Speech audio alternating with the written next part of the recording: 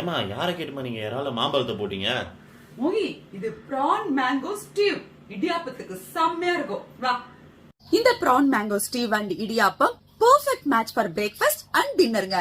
சூப்பரா இருக்கும். இதுக்கு முதல்ல ஒரு பேனை வச்சு தேங்காய் ஒரு 3 ஸ்பூன் ஊத்திக்கோங்க. இதுலயே இடிச்ச பூண்டு, இஞ்சி, பச்சை மிளகாய் 3ஐயும் போட்டு லைட்டா வதக்கி கூடவே நல்லா நீட்டா கட் பண்ணி வச்ச 3 வெங்காயத்தை போட்டு கொஞ்சமா வதக்கிக்கலாம். இது இந்த மாதிரி கொஞ்சம் பிங்கா மாறினா போதும்.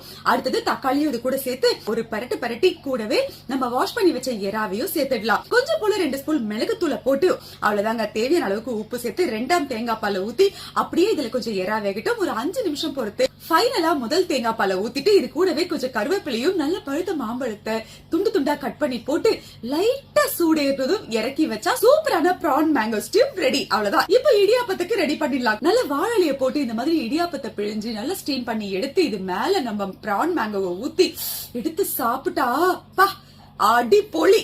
ட்ரை பண்ணி பாருங்க.